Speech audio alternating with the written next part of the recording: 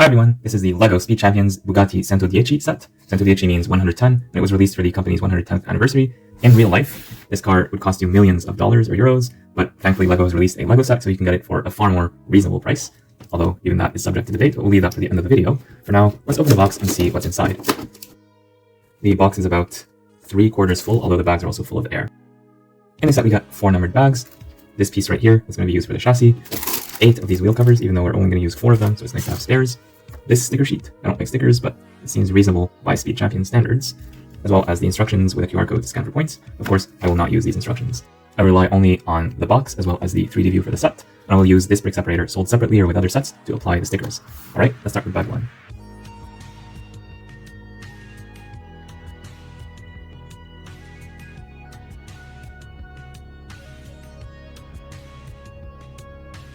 So for these stickers, make sure to apply them to the correct surface, and also try to align them like so.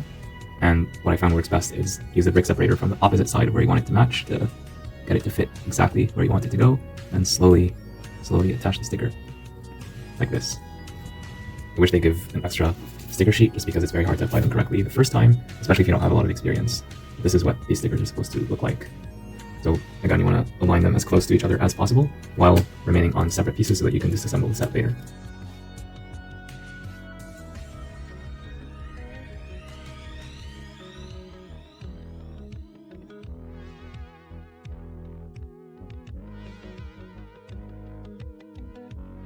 Bag 1 gives us the minifigure of the set, a wrench accessory, as well as building the chassis and some of the interior details of the car.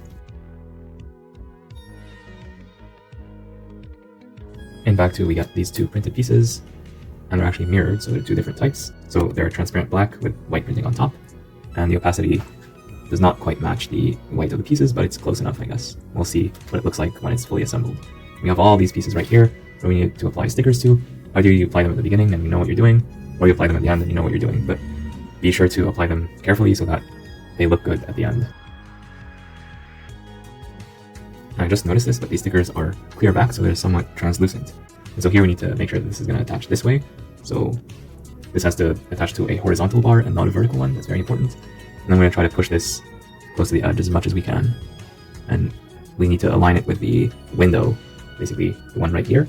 So we'll try to do that.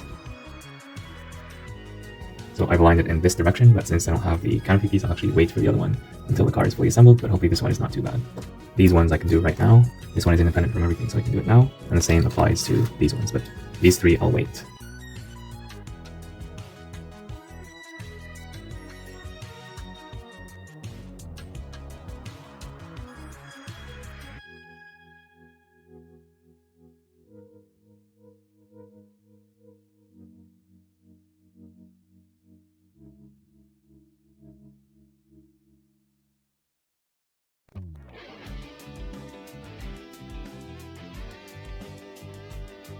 This is a very interesting assembly right here, where we're using these slope pieces to fit perfectly in this gap. And we have like this half plate piece right here, the bracket. It just makes perfect sense. Wow, look at the geometry. This was really impressive to figure out.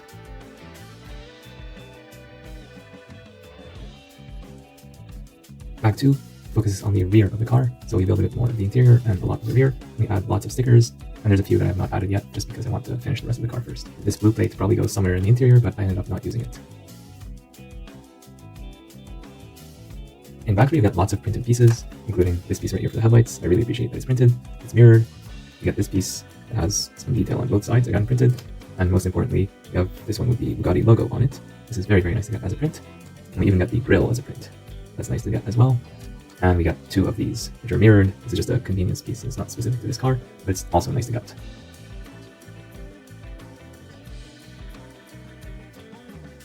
This is a printed piece as well. I almost did not notice it.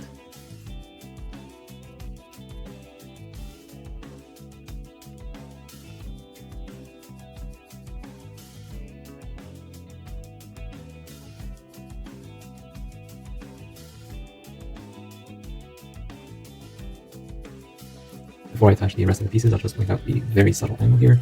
This is almost 90 degrees, but you push it very slightly down. Again, here's the difference. It starts off as 90 degrees, you push it very slightly down, and it touches this piece, and that's going to give it a very, very slight forward angle. So that's a lot of effort that the designers put into this, just to make it a little bit better. and I do appreciate that.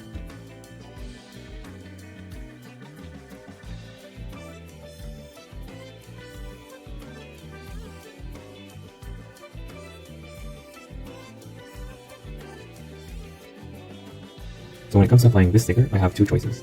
Either I go the legal route, and I put it here, but then there's going to be an ugly gap, or I put it here, which is illegal, because it's going to stretch over multiple parts, but then the gap is not there. Because these are just two very small tiles, and it's easy to remove the stickers and use them for other purposes, plus these pieces are very easy to get, I think I'll go the illegal route, just for something that is going to be part of my own personal collection. But if you're a professional, or if you're doing something as part of a LEGO competition, you cannot do this. You must never let any sticker stretch across multiple parts. But if it's just your own build that you're doing on your own time, no one's going to stop you. And I do think this looks a lot better than having those gaps. Factory builds the front of the car with lots of very nice printed pieces, as well as some stickered elements that are less nice. I did some illegal techniques to make this thing look nicer than the default. I don't consider this to be cheating because I'm using only the parts included in the set. I'm not adding any of my own pieces, but I'm making these pieces less useful. But if you just want to put this on display, you don't care about these pieces because you have others in your collection, this is fine.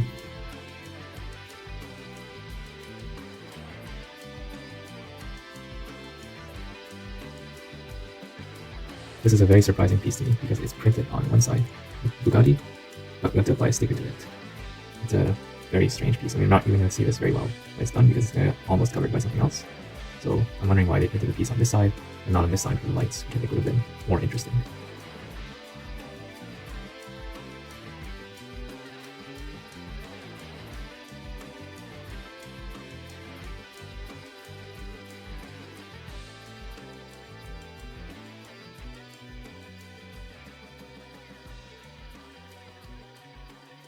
So right before I finish the build, I just want to point out the build of this rear here is done in a very special way. There's lots of studs reversal, lots of studs on the side construction, and we go back up, we go studs this way, and then back this way. It's really something special here.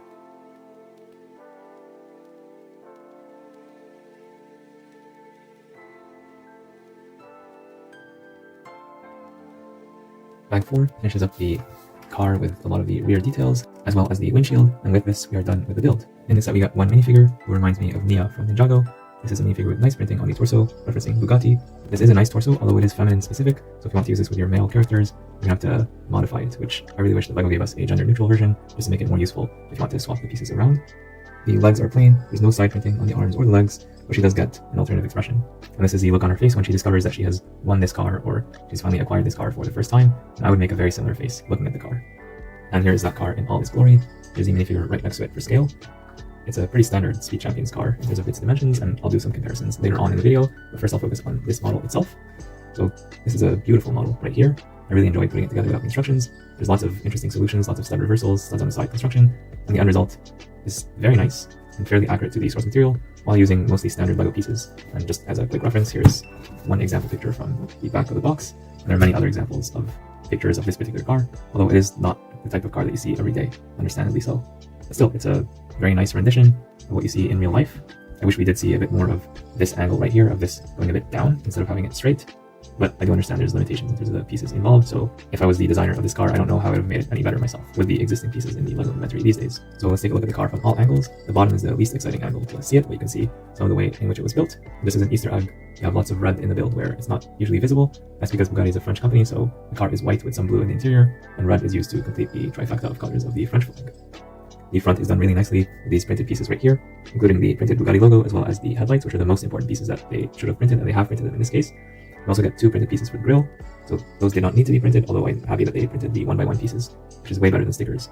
So yeah, I'm very happy with the front, and as I said during the build, this is coming slightly at an angle instead of being 90 degrees across, and you can see it when it's next to the other pieces. That highlights the difference and gives it a bit more of an aerodynamic look. And I'll try to, like, this is what it would look like if it was just the standard 90-degree angle, but it is a bit tilted down, which is nice. And again, I did position these stickers in a way that is technically illegal. I just wanted to give the best possible view of this thing because I'm planning to keep this as a display model. I do like the way this looks, and I want to keep it in my collection. And while I'm here, I just noticed that this piece is a bit scuffed. There's a scratch here, which should not be there. I really wish that they wrapped this piece individually. And on top of that, the white of this is not the same as the white of the pieces, although it's not as bad as some of the LEGO sets from previous years. More on that later. I do like the side profile of the car. It's very interesting, and it is mirrored, so what you see on one side is pretty much what you would see on the other side. They're pretty much identical in that respect. And yeah, looking at it from the top, I do see a little bit of yellow here that I don't really want to see, but I really wish they added just a couple studs to close that off. Although with the extra pieces included in the set, you can actually do that with this black piece and this black piece with the grill. Those would look better than just these exposed hollow studs. So they really should have covered that up with tiles or something. This is removable, although kind of hard to remove, so you're gonna have to rely on these studs to pry it off like this. And the interior looks nice, although I do wish that they could have given us like a bit of blue here for the seats. But the backrest are there. There's a steering wheel, a gauge that's all vertical. I don't know if that's true in the real car, but very likely it is, because the designers who design these things are very passionate about trying to reference the source material as much as reasonably possible. And you should of course be able to fit the minifigure in here, although you might have to move the arms out of the way. So let's see what that looks like. Yeah, that's definitely a good look right there. You can also add a second minifigure here. This is Sora from Ninjago. It's sold separately, but basically you can have two minifigures in here, and this is what that would look like. And yeah, since this reminds me of Nia, I thought I'd bring in another Ninjago character. So yeah, this definitely makes a lot of sense to me. You have definitely space for two figures. So yeah, the interior looks nice. And here's what the driver looks like when the cockpit is closed. So yeah, it's a frosted or tinted window. Not legal in most parts of the world, but I guess if you're rich, you can get away with this. So yeah, that's a good look right there. The good looks continue around the back with the Centodieci logo, the Bugatti logo here, which is very hard to see. You have to look at it at just the right angle. And again, this is a piece that's printed on the Bugatti side, but there's a sticker here with the lights. I wish these lights were printed as well, although they probably could not do that given the budget constraints of the set. I do like the spoiler here in black, so it all fits very nicely with the rest of the color scheme. Yeah, this is just a respectable car all around. I appreciate the efforts put in by the designer. It definitely paid off. I like the nice part usages, including the cleavers used here. So we have seen this before in Speed Champions, but it's nice to see them again. This piece that's usually used as a magic piece or something like that has been recolored to black and clipped here just to give additional angles. And I also like the wheels. So notice that these wheels are mirrored of these ones, depending on what direction you're traveling in. So that's very nice attention to detail. And we also got spares with all four of them to use in other cars or just to replace with these ones in case you lose them. So that's very nice by LEGO to do that. You can also use the included screwdriver, not just to give to the minifigure to play with, but also to pry these off if you want to replace them with something else in the future. Who knows what they're going to come up with in terms of alternative wheel covers or stuff that they already released. So it's good that they give us multiple options. And in terms of play value, this is something that you can use to play with if you're a kid or an adult. You just want to play with these cars. It rolls back and forth very easily, very smoothly. In terms of turns, you're going to have to drag it a little bit. It does not have a very tight turning radius. So if you're turning it slightly, this is going to work. If you want to turn it sharply, it's going to be like turning a shopping cart like with the rear wheels. You have to drag it basically because of the rubber that does not really want to turn. So it's primarily meant for going backward and forth. I hope that one day they'll figure out a way to include steering mechanisms in regular Speed Champions cars, but I think that day is still far into the future. And speaking of other Speed Champions sets, here's a comparison with the Lamborghini Countach from 2022 and the Pagani Utopia from 2023. So all of these are very nice. They look like they fit together. They're at the same scale. And I'm very happy to see the evolution of building techniques every year. This was mind-blowing when it came out with its nice part usages and all the angles that it used and so on. And it still is, to be fair. But then here you have lots of stud reversals, and I learned a lot when putting this together, so I really appreciate it. I do think that the three cars are comparable, although this does lose out to them in terms of price. But before talking about that, here's a look at them from all the relevant angles. So you get a better idea of what we're talking about here. So all three of these are very nice models to have. And here's a look at the cars from the rear. I definitely prefer the brick-built tail lights used on these two cars instead of the stickers. So I definitely think the stickers are even more wrong now than when I built them initially. They should have definitely used something that's brick-built, even if it would be less detailed, but it's just better in my opinion. You can see here the opacity of the white has not improved significantly. They're still not at the level that they need to be at. And when we look at the Pagani Utopia, you see that the color matching is not perfect, but at least the hue or the concentration of the color is very similar. So if you're looking at this from far away, you will not recognize that this color is different than this, because they're very similar. But this is just a lot darker, a lot less printed than the white of the piece. So that does bother me a bit more here and here. In terms of price and value, these used to be $20 Canadian, then they raised the price to $25 Canadian, and now it went to 35. So it went from 20, 25, 30, 35. It's a pretty big jump, and something similar happened in the US where we started off at $15 US, and eventually now we're at $27 or $28 US. Really, the prices of these things have gone up significantly in the past few years. You can still find some discounts here and there at certain retailers or certain times of the year, so it's not totally hopeless, but these have gone up way faster than inflation in my opinion, and I do think that LEGO should be rethinking its pricing strategy to try to lure more people in instead of raising the prices and making as much money as possible off of people with these sets, because a lot of kids want to collect these Speed Champions cars, and if it's $15, if it's $20, then they will be able to afford it. Once you get to like $30, $35, then you're really limiting people. You might have to buy only one set instead of 2 or 3. So I definitely think that LEGO should freeze the prices. I know they're not going to reduce the prices in the future, but at the very least they should freeze the existing prices for a long, long time to basically allow people to keep up. And in terms of building this set without the instructions, I found it to be an enjoyable build.